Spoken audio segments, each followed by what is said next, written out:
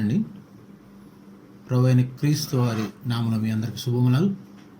మరి ప్రత్యేకంగా నాకు ఈ అవకాశం ఇచ్చిన పాస్టర్ గారికి వందనాలు. నాకు ఇచ్చిన వాక్య భాగములు యోహాను సువార్త 3వ అధ్యాయము 3వ వచనంలో ఇప్పుడు చదివిన విధానంగానే మరొకసారి చూసుకుందాం. ఒకసారి చదువమ్మా. అందుకు యేసు అతనితో, ఒకడు క్రొత్తగా జన్మించితేనే గాని అతడు దేవుని రాజ్యంను చూడలేడని మీతో నిశ్చయంగా చెప్పుచున్నానెను.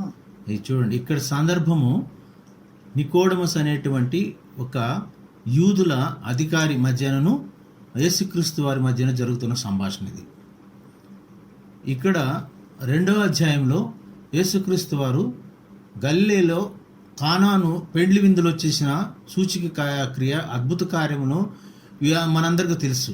ఆ రాతి బాణలో నీళ్లు నింపి మరి అటుని మంచి ద్రాక్షరసంగా మార్చినప్పుడు ఇవన్నీ కూడాను ప్రజలకి, ఇక్కడ యూదులకి, వీళ్ళందరికీ తెలుసు. ఈ నికోడమైన వ్యక్తి కూడాను ఈయన ఫాలో అవుతూ ఉన్నారు యేసుక్రీస్తు వారిని. అందుకనే ఈయన ఒక అధికారి, ధర్మశాస్త్ర బోధకుడు అయినను ఈయన యేసుక్రీస్తు వారి దగ్గరకు వచ్చి కొన్ని విషయాలు తెలుసుకోవాలని ఆశపడి మరి ఇక్కడ 3వ అధ్యాయము 3వ వచనంలో ఈ విధంగా ఆయన ప్రశ్నించాడు. ఇంకా దానికి ముందుకెళ్ళి 1-2 మాటలు చూస్తే చూడండి. అక్కడ యూదుల అధికారి అయిన నికోదేము పరిసయ్యుడు ఒకడుండెను. అతడు రాత్రి యందు ఆయన యొద్దకు వచ్చి, బోధకుడా, నీవు దేవుని యొద్ద నుండి వచ్చిన బోధకుడు అని మేము ఎరుగుదుము. దేవుడు అతనికి తోడై ఉంటేనే గాని నీవు చేయుచున్న సూచక్రియలు ఎవడునూ చేయలేడని అతనితో చెప్పాను. చూడండి, అతనికి తెలుసు, అతని యొక్క ధర్మశాస్త్ర బోధకుడు, అధికారి. మరి ఆయన అనేకమైనటువంటి విషయాలు అక్కడ యూదులకు చెప్తుండేవాడు. అయినను అతను రాత్రి వేళ సీక్రెట్గా మరి యేసుక్రీస్తు వారి దగ్గరికి ఎందుకు వచ్చారు?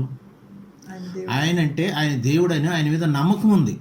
కానీ ఇక్కడ ఈ నికోడమసు ఆయన ఒక్కడే కాదండి, మేము అందరం విశ్వసిస్తున్నాం అంటున్నాడు. అంటే ఇంకా పరిచయాలు కూడా తెలుసు, ఈయన చేసే అద్భుత కార్యాలు గొప్పవని. ఈయన దగ్గరికి వెళ్ళాలంటే పగటి వేళ వస్తే మరి ఇంకా వేరే వాళ్ళు చూసి వాళ్ళ స్నేహితులు కానీ పరిచయాలు కానీ హేళన ఎగతాళ చేస్తారని రాత్రి వేళ యందు, అంటే ఏంటంటే ఈయన ఒక secret follower of the Christ. ఈయన యేసుక్రీస్తు అంటే ఇష్టమే, యేసుక్రీస్తు కూడా ఈయనంటే ఇష్టమని తెలుసు తర్వాత. అందుకని ఆయనకున్నటువంటి సందేహాలు తీర్చుకోవటానికి ఇక్కడ యేసుక్రీస్తు వారు క్లియర్గా చెప్తున్నాడు. ఇక్కడ ఆ యొక్క నికోడమస్తో ఒక్కడితో చెప్పట్లేదండి. ఇంకా మన క్రిందకి వెళ్ళి చదివినట్టే మన అందరికీ వర్తించినట్లుగాను, మనందరి ప్రతి ఒక్కరికి అప్పుడు ఆనాడున్న యూదులు, ఇజ్రాయిల్ కాకుండా 2000 సంవత్సరాల క్రితం కూడా మనందరికీ వర్తించేలాగా యేసుక్రీస్తు వారు మాట్లాడతారు. ఆయన మాట్లాడే మాటలో ప్రతి దాంట్లోనూ మంచి అర్థం ఉంటుంది. అది ఇప్పటికి కూడాను అది మంచి అర్థంతో కూడినటువంటి భావం ఇస్తుంటుంది. దానికి మనం చూస్తే ఇక్కడ యేసుక్రీస్తు వారిని ఫాలో అవుతూ వస్తున్నారు. ఏమని అంటున్నారు? ఒకడు క్రొత్తగానే జన్మిస్తేనే. అవునండి, మన యేసుక్రీస్తు వారు చెప్పింది కరెక్టే. మనము మన పాపాలను వదులుకొని, మన యొక్క మురికి జీవితమును వదులుకొని, మారు మనసు పొంది, పాపక్షమాపణతో రక్షణ పొంది క్రీస్తును అనుసరించినప్పుడు మాత్రమే ఆత్మ ద్వారా రక్షింపబడి మరి మనము పరలోకానికి వెళ్ళడానికి మార్గం ఉంటుంది. ఇవన్నీ కూడా క్లియర్గా యేసుక్రీస్తు వారు నికోడమస్కు చెప్తారు. నికోడమస్కు ఒక్కడికే కాదని చెప్పేది ఇక్కడ మనందరికి కూడా తెలియాలని, ఇంకా యుగాలకి ప్రపంచమంతటికి ఇది ఒక గుణపాఠంలాగా ఉండాలని. ఒకడు ఎవడైనా కానీ డైరెక్ట్గా చనిపోతే పరలోక రాజ్యం చేరలేడు.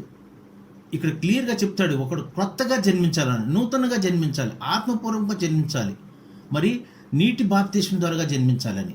ఇంకా అక్కడ క్రిందకి వెళ్తే 4వ వాక్యం చూడండి. ఇందులోనే అందుకు నికోదేము ముసలవాడైన మనుషుడు అని శారీరకంగా ఆయన ఆలోచిస్తున్నాడు. ఎలా జన్మించగలరు? ఇక్కడ ముసలవాడంటే ఇక్కడ నికోడెము. ఈయన యేసుక్రీస్తు వారు మంచి యంగ్ స్టేజ్లో ఉన్నారు. అప్పుడు ముసలవాడైనటువంటి వారు ఎలా జన్మించగలడు? తర్వాత తల్లి గర్భమందు ప్రవేశించి జన్మింపగలడా? అవును అని ఆయనను అడగగా యేసు ఇట్లా, నేను ఒకడు నీటి మూలముగాను ఆత్మ మూలముగాను జన్మించితేనే కానీ దేవుని రాజ్యంలో ప్రవేశింపలేడని మీతో నిశ్చయంగా చెప్పుచున్నాను. ఇక్కడ చూడండి, 3వ వాక్యంలోనేమో చూడలేరు అని అంటున్నారు దేవుని రాజ్యం. ఇక్కడ ఈ వాక్యంలో ప్రవేశింపలేరు అంటున్నారు. ఇక్కడ చూడండి, ఒకసారి జన్మిస్తే మళ్ళీ తల్లి గర్భంలోకి ఎలా వెళ్ళగలరు? అంటే శారీరకంగా వచ్చేటువంటి జన్మ తల్లినిచ్చేటువంటి జన్మ. మరి దేవుడిచ్చేటువంటి జన్మ మారు మనసు పొంది బాప్తిసం తీసుకుని పాప క్షమాపణ అంతా కలిగి మరి ఆత్మపూర్వకంగా జన్మిస్తేనే అది దేవుడిచ్చే ఆత్మీయ జన్మ. అప్పుడు మన ఆత్మ నశించిపోకుండా పరలోకానికి వెళ్ళడానికి మార్గం ఉంటుంది. ఈ యొక్క శారీరకంగా వచ్చినటువంటి జన్మ ఇది మరి మరణించిన తర్వాత శరీరం మట్టిలోకి వెళ్ళిపోతుంది. కానీ ఆత్మ మూలకంగా మరి ఒకసారి తిరిగి జన్మిస్తే, క్రొత్తగా జన్మిస్తే అప్పుడు యేసుని వెంబడిస్తూ యేసుతో పాటు మనం కూడా పరలోకానికి వెళ్ళటానికి మార్గం ఉంటుందని తెలుస్తుంది. ఆ తర్వాత చూస్తే మీరు క్రొత్తగా జన్మింపవలనని మీతో చెప్పినందుకు ఆశ్చర్యపడవద్దు. గాలి తనకి ఇష్టమైన చోటును విసురును. నీవు దాని శబ్దం విందువే గాని అది ఎక్కడి నుండి వచ్చినో ఎక్కడికి పోనో నీకు తెలియదు. అవును, ఆత్మ మూలముగా జన్మించిన ప్రతివాడు అలాగే ఉన్నాడే. నేను అది చూడండి, గాలి ఇక్కడ ఒక ఉపమానం చెప్తున్నారు యేసుక్రీస్తు వారు. ఈ నికోడమస్ అనే అతనికి మనకి అర్థమయ్యేలాగా ఒక ఉపమానం, ఒక ఉదాహరణ గాలిని తీసుకుంటున్నారు ఆయన. అట్లాగే గాలి ఎటు వస్తుందో మనకి ఎటు పోతుందో తెలియదు. అది దానికి ఏదైనా చెట్టులు ఊగినప్పుడు మాత్రమే దాని యొక్క క్రియ తెలుస్తుంది. అలాగే ఆత్మ మూలంగా జన్మించిన వాడు, ఆత్మ మూలంగా జన్మించిన ప్రతివాడు అలాగే ఉన్నాడు. అయినా ఎటు వెళుతాడో కూడా తెలియదు. ఇక్కడ వాక్యం క్లియర్గా చెప్తుంది. నికోడమస్సుకి ఈయన ఆయన్ని కూడా రక్షించాలనే ఉద్దేశంతోనే ఈయన క్లియర్గాను ఆయన చెప్తున్నాడు. ఎగ్జాంపుల్ చెప్పేసి, బాబు ఈ ఎగ్జాంపుల్ చూడు, ఈ ఉపమానం చూడు, గాలి ఎటు వీస్తుందో చూడు. ఇవన్నీ కూడాను భూలోకి సంబంధించిన విషయాలు ఈయన నికోడమస్ మాట్లాడేది. యేసుక్రీస్తు వారు మాట్లాడేది అంతకన్నా పరలోక సంబంధమైన విషయాలు, పరలోక సంబంధమైన విషయం. అట్లా ఎక్కడికి పరలోకానికి ఎలా వెళ్ళాలి, ఏం చేస్తే వెళ్తాము, ఈ భూలోకంలోనూ మన శరీరంగా జన్మించినప్పుడు అది చనిపోయిన తర్వాత మట్టిలోకి వెళ్తుంది. కానీ ఆత్మ మూలంగా ఒకడు క్రొత్తగా జన్మించాలంటాడు. క్రొత్తగా జన్మించాలంటే ఇది పశ్చాత్తాపంతో, మారు మనసుతో, ఇవన్నీ కూడా పాప లోక మురికి అన్ని వదిలేసుకుని యేసుని తెలుసుకుని బాప్తిసం పొంది క్రొత్తగా జన్మిస్తే కానీ పరలోకానికి వెళ్ళడానికి మార్గం ఉండదు అంటున్నారు. నెక్స్ట్ చూడమ్మా, 10వ యేసు ఇట్లనెను, నీవు ఇశ్రాయేలులకు బోధకుడివై ఉండి వీటిని ఎరుగవా? చూడండి, ఆయన బోధకుడు, ఆయన పరిచారకుడు, ఆయన ధర్మశాస్త్రం బోధించేటువంటి గొప్ప వ్యక్తి ఆయన. ఎవరు? నికోడమస్. ఇట్లాంటి చేసేవాడు కూడా నువ్వు ఎరగవా, నీకు తెలియదే విషయాలు అని ఒకసారి ఆయన్ని మందలిస్తున్నట్టు చెప్తున్నాం. తర్వాత మేము ఎరిగిన సంగతియే చెప్పుచున్నాము, చూచిన దానికే సాక్ష్యం ఇచ్చుచున్నాము, మా సాక్ష్యము మీరు అంగీకరింపరని మీతో నిశ్చయంగా చెప్పుచున్నాము. చూడండి, మనం చెప్పేటువంటి యేసుక్రీస్తు వారు చెప్పేటువంటి సాక్ష్యం మీరు అంగీకరించాలని ఆయన తెలుసు. అయినా కానీ ఈయన చెప్తున్నారు నికోడమస్కి, భూ సంబంధమైన సంగతులు నేను మీతో చెప్తే మీరు నమ్మనప్పుడు పర సంబంధమైనవి మీతో చెప్పిన ఎలాగూ నమ్ముదురు? అది చూడండి, మరి భూ సంబంధమైనవి నీకు తెలుసు, అవే నమ్మట్లేదు. పర సంబంధమైనవి, పరలోకం సంబంధించినవి యేసుక్రీస్తు వారు ఉన్నారు. ఆయన ద్వారాగానే మీకు మార్గం ఉంది, ఆయన ద్వారాగానే మీకు రక్షణ ఉంది అని మీరు ఎన్ని తెలుసుకుని క్రొత్తగా జన్మించాలని ఎలా నమ్ముతారు? మీరు ఆయనతో ఆర్గ్యూ చేస్తున్నారు. తర్వాత చూస్తే, మరియు పరలోకం నుండి దిగివచ్చిన వాడే అనగా పరలోకములో ఉండు మనిషి కుమారుడే తప్ప పరలోకమునకు ఎక్కిపోయిన వాడెవడునూ లేడు. చూడండి, మరి ఆయన క్లియర్గా చెప్తున్నాడు. పరలోకము నుండి నరరూపిగాను 100% నరుడుగాను 100% దేవుడిగా దిగి వచ్చిన ఆయన ఒక్కడే యేసుక్రీస్తు వారు, ఇంకెవరు లేరు. మరి అదేవిధంగా చనిపోయి తిరిగి లేచి వెళ్ళేటప్పుడు కూడాను ఆ యొక్క దేవుని కుమారుడైనటువంటి యేసుక్రీస్తు వారు ఒక్కళ్ళు మాత్రమే పరలోకానికి వెళ్ళగలరు, ఇంకెవరు కూడాను వెళ్ళలేదు. ఇంకొక విధంగా చూసుకుంటే మనకు డౌట్ రావచ్చు, పాత నిబంధనలో భక్తులందరూ కూడా చనిపోయి కూడాను వాళ్ళు పరలోకానికి వెళ్ళలేదండి. యేసుక్రీస్తు రాకముందు పరదేశంలో ఉండిపోయారు. కానీ మనం ఒకటి చూసుకుంటే అక్కడ క్లియర్గా రాసి ఉంది. దాంట్లోనూ ఇది చనిపోయిన తర్వాత వీళ్ళందరూ అబ్రహాం రూమున అనుకుని ఉంటారు. ఎక్కడంటే అది పరదేశంలో వీళ్ళందరూ కూడా అక్కడే ఉంటారు. తర్వాత యేసుక్రీస్తు వారు వచ్చి మరణాన్ని జయించి తిరిగి లేచి వెళ్ళేటప్పుడు ఆ యొక్క పాప క్షమాపణ పొందిన తర్వాత వీళ్ళందరూ తీసుకుని వెళ్తారు. అట్లాగే పరలోకం నుంచి దిగి వచ్చినటువంటి ఆయన ఒక్కడే, యేసుక్రీస్తు వారు ఒక్కడే. అదేవిధంగా పరలోకానికి వెళ్ళేటువంటి ఆయన కూడా అక్కడే. ఇవన్నీ కూడా పరలోకం సంబంధించిన విషయాలు చెప్తుంటే ఏమర్థమవుతుంది నికోడమస్కి? నికోడమస్ అంటే ఈయన అధికారి, కానీ ఈయనకి కూడా ఇష్టమే యేసుక్రీస్తు వారికి ఈయన కూడా మార్చాలని. ఇది అంతాను పస్కా పండుగ అయిన తర్వాత జరిగినటువంటి విషయాలు ఇవి. అప్పుడు ఈయన కూడాను ఆయన దగ్గరకు వచ్చి అనేకమైనటువంటి మర్మాలు తెలుసుకోవాలని వస్తాడు. నికోడెమస్కి చెప్పినటువంటి మాటలు అవన్నీ ఆయన ఒక్కడికే కాదండి, మనందరికి కూడా వర్తిస్తుంది. మనందరం కూడాను మారు మనసు పొంది పశ్చాత్తాపంతోనూ పాపాలను విడిచిపెట్టేసి క్రొత్త జన్మకి వెళితేనే కానీ, నూతనంగా జన్మిస్తే కానీ పరలోకానికి వెళ్ళరంటున్నారు. అది యేసుక్రీస్తు వారి ద్వారాగా మాత్రమే జరుగుతుంది. నెక్స్ట్ ఏంటమ్మా?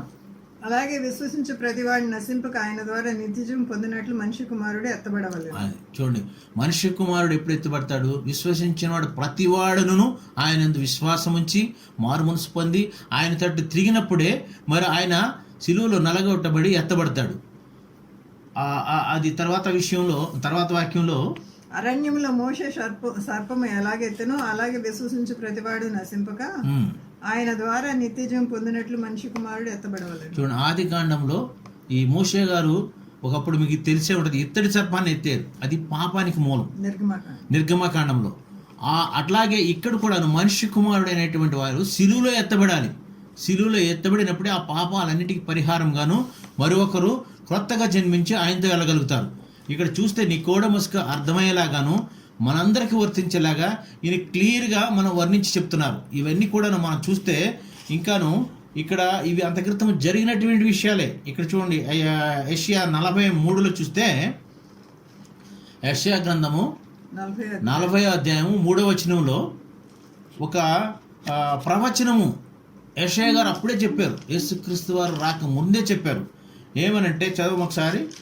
40వ అధ్యాయము 3వ వచనంలో, ఆలకించుడి, అడవిలో ఒకడు ప్రకటించున్నాడు. ఎట్లనగా అరణ్యములో యెహోవాకు మార్గము, సరళమైన మార్గము సిద్ధము చేయమని చెప్తున్నారు. ఎప్పుడంటే యేసుక్రీస్తు వారు రాకముందు యెషయా గారు చెప్తున్నారు. ఇది నెరవేరటకు మనం మత్తయి 3:1 చూస్తే తెలుస్తుంది. అది క్లియర్గా అది నెరవేరుతుంది. మాథ్యూ 3:1-3 వరకు చదవండి. ఆ దినములయందు బాప్తిస్మిచ్చు యోహాను గూర్చి మరి చెప్తున్నాడు. ఏమంటున్నారు అక్కడ? పరలోక రాజ్యం సమీపించున్నది, మారు మనసు పొందుడని మీరందరూ కూడా మారు మనసు పొంది పశ్చాత్తాపంతో యూదయ అరణ్యంలో ప్రకటించుచుండెను.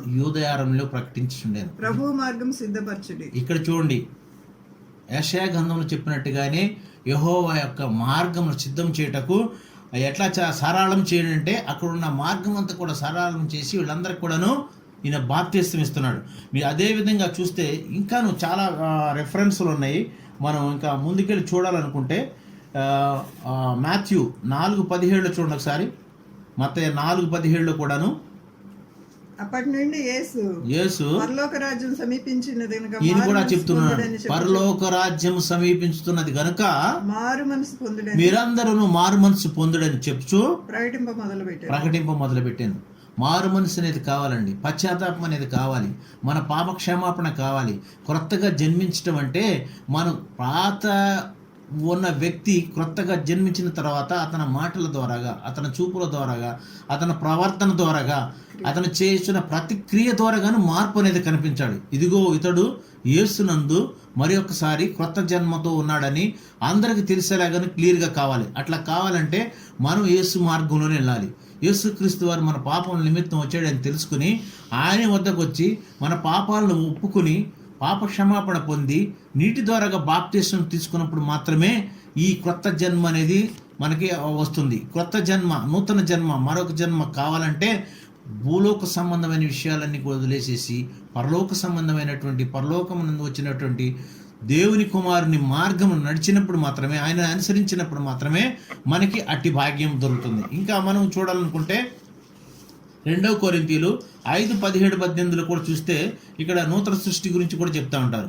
2 కొరింథీ, ఎవడైనను క్రీస్తునందున్న ఎడల వాడు నూతన సృష్టి, పాతవన్నీ గతించిపోయాను, ఇదిగో క్రొత్తవాయను. నూతన సృష్టి కావాలంటే యేసునందు ఉండాలి, యేసుని వెంబడించాలి, యేసును కాడు మోయాలి. ఆయన చేసిన అద్భుత కార్యములను మనం ప్రకటిస్తూ మరి ఆయన అనుసరించినప్పుడు మనకు నూతన సృష్టి, పాతవి గతించిపోతాయి, మనం అంతా కూడా క్రొత్తవి అవుతాయి. ఇంకా మనము ఈ వాక్యములో లాస్ట్లో చూస్తే మరి యేసుక్రీస్తు వారు ఇక ఖచ్చితంగా యోహాను అధ్యాయంలోనే దగ్గర దగ్గర 25 మార్లు ఖచ్చితంగా చెప్తున్నాను. ఈయన ఎక్కడున్నా కానీ ఖచ్చితంగా, ట్రూలీ, వెరీలీ, నిశ్చయముగా ఆయన స్పష్టంగా సూటిగా మాట్లాడతాడు. ఇంకా దాన్ని చూస్తే జాన్ 1:51 ఒకసారి చూడండి. యోహాను సువార్త యోహాను సువార్త 1:51 కూడా మరియు ఆయన మీరు ఆకాశం తెరవబడుటయు దేవుని దూతలు మనిషి కుమారుని పైగా ఎక్కుటయును దిగుటయును చూతురని మీతో నిశ్చయముగా ఖచ్చితంగా ఇక్కడ చూడ ఈయన ఖచ్చితంగా చెప్తున్నాడు జరగబోయే విషయాలన్నీ కూడాను. ఎంత ఖచ్చితంగా అంటే ఆయన చెప్పేది అక్షరాల అది నెరవేరుతుంది. మీరు ఆ విధంగా ఇంకా మనం చూస్తే అనేక మార్లు ఈ పశ్చాత్తాపం అనేదానికి కూడాను మనము సుమారుగా 70 టైమ్స్ 70 సార్లు పైగానే ఉందండి. ఇక్కడ మనం ఈ బైబిల్లో చూస్తే పశ్చాత్తాపం, మారు మనసు పొందండి, పాపాలను విడిచిపెట్టండి, దేవుని కుమారుడైనటువంటి యేసుక్రీస్తుని ఫాలో ఉన్నారని, ఆయన వెంబడించనని చెప్పిన మాటలు సుమారుగా పశ్చాత్తాపం అనేది ఈ బైబిల్లో 70 సార్లు రాయబడి ఉంది. మరి ప్రతిరోజు కూడా మనం యేసుక్రీస్తు వారి రక్తంలో కడుక్కుంటున్నామా? ప్రతిరోజు కూడా మనం ఆయన్ని అద్దంలో చూసుకుంటున్నామా? మరి ఆయన వల్లే ఉండగలుగుటకు మన పాప జీవితాన్ని వదిలిపెట్టామా? మన పాపాలను ఒప్పుకుంటున్నామా? మన పాపాలను ఒప్పుకుని పాత జీవితం వదిలిపెట్టి క్రొత్త జీవితం మరి కొత్తగా జన్మిస్తున్నామా? మరి పరలోకానందుకు వెళ్ళాలంటే మారు మనసు, పశ్చాత్తాపము, రక్షణ ఇవన్నీ కూడాను యేసుక్రీస్తు వారి ద్వారాగానే దొరుకుతాయి. ఆత్మమూలంగా పరలోకానికి జన్మించాలంటే క్రీస్తు ద్వారాగానే దొరుకుతాయి. ఇవన్నీ కూడాను మనము క్రీస్తును అనుసరించినప్పుడు పాప జీవితం వదులుకుని ఈ లోకంలో ఈ లోకరీత్యా జరుగుతున్నటువంటి అనేకమైన భూ సంబంధమైన విషయాలు వదులుకొని పరలోక సంబంధమైన ధ్యానిస్తూ యేసుక్రీస్తు వారు చేసిన అద్భుత కార్యాలన్నీ అన్నిటిని తలంచుకుంటూ మళ్ళీ ఆయన వాక్యం ప్రసరిస్తూ ఆయనలాగాను ఆయన కాడి మోసినప్పుడు మన అన్ని కూడాను మన పాపాలన్నీ ఒప్పుకోవాలండి, మారు మనసు పొందాలి. ఇదివరకు ఉన్న మనిషిలాగా కాకుండా కొత్త జీవితంతో, నూతన జన్మతో మన యేసుక్రీస్తు వారితో మన పరలోకానికి వెళ్ళాలంటే మరి ఖచ్చితంగా ప్రతి ఒక్కరూ మరొక జన్మ జన్మించాల్సింది. మరొక జన్మ జన్మిస్తేనే అట్టి భాగ్యం దొరుకుతుంది. ఇంకా మనం చూస్తే చాలా వాక్యాలు ఉన్నాయి కానీ సమయం అయిపోతుంది, నేను త్వరగానే ముగిస్తాను. యేసుక్రీస్తు వారు చెప్పినటువంటి అనేకమైన ఉపమానాలు ఉన్నాయి మనకి. ఆ ఉపమానాల్లో ఆయన చెప్పిన ప్రతి మాట కూడా చూడండి. మరి ఈ శిలువ ధ్యానాల్లో ఆయన నలగగొట్టబడి అనేకమైనటువంటి దూషణలు, అనేకమైన నిందలు, అనేకమైన బాధలు పెట్టినప్పుడు ఆయన కూడా అంటారు ఇక శిలువ ఎక్కినప్పుడు, తండ్రి వీరేం చేస్తున్నారో వీరెరుగురు కనుక క్షమించమని. అలాంటి క్షమాపణ గుణము మనం కలిగి ఉన్నామా? అలాంటి ప్రేమ మనం కలిగి ఉన్నామా? అది ఎప్పుడు వస్తుందంటే ప్రియమైన దేవుని బిడ్డలారా మీరు బాగా గమనించండి. యేసుక్రీస్తు వారిని నమ్ముకున్నప్పుడే మన పాపములను విడిచిపెట్టి మన జీవితాన్ని వదిలేసి పశ్చాత్తాపంతో మరి ఆయన చెంతకొచ్చి నీటి బాప్తిసం కానీ కొత్తగా ఆత్మ ద్వారా రక్షింపబడినప్పుడు మాత్రమే మనకి పరలోకానికి మార్గం వస్తుంది. మీరు దయచేసి ఈ యొక్క ప్రకటన గ్రంథం చదవండి. సిలువ ధ్యానాల్లో యేసుక్రీస్తు వారు చేసినట్టు అనేకమైన అద్భుత కార్యాలు చదవండి. ఈ సిలువలో పలికినటువంటి 7 మాటలు కూడా ధ్యానించండి. ఆయన ఎంత ప్రేమ చూపిస్తాడంటే ఆయన చూపించినట్టు ప్రేమ ఇంకెవరు చూపించలేడు. కొత్తగా జన్మించడానికి మనం అందరం ప్రయత్నం చేద్దాం. దేవుడి ఈ యొక్క కొద్ది మాటలు దీవించిన గాక. చిన్న ప్రార్థన చేసుకుని ముగించుకుందామని. మహాపరిశుద్ధుడైన మా పరలోకపు తండ్రి, జీవము గల దేవా, అయా మీరు ఇచ్చినటువంటి వాక్యాన్ని బట్టి మీకు వందనాలు, స్తోత్రాలు ప్రభువా. అయా మీరు నిశ్చయముగా ఖచ్చితంగా చెప్తున్నారు ప్రభువా. ఎవడైనా నువ్వు పరలోకాన్ని చూడాలంటే, ఎవడైనా నువ్వు పరలోకానికి చేరాలంటే మరి క్రొత్తగా జన్మిస్తేనే కానీ, యేసునందు జన్మిస్తే కానీ, పశ్చాత్తాపం పడి పాపములను వదిలి మరి ఆయన తట్టు తిరిగినప్పుడు మాత్రమే ఆ పరలోకం అనే దానికి ఆయన ద్వారా వెళ్ళగలుగుతున్నాం. మరి అట్టి గొప్ప దేవుడు మనకు ఉన్నందుకు మనం ఎంతగానో గర్వించాలి. మనం అందరం కూడా మన పాపములను యేసుక్రీస్తు వారి రక్తంలో కడుక్కుని ప్రతిరోజు చూసుకుందాం. ప్రతిరోజు కూడాను మనం రెన్యూల్ అవుదాం.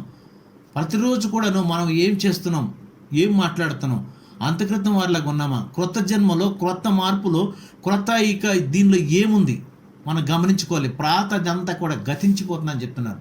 క్రొత్తవి అయ్యి యేసుక్రీస్తుని వెంబడించి ఆయన ద్వారాగా మనం కూడాను పరలోకానికి వెళ్ళటానికి ప్రయత్నిద్దాం.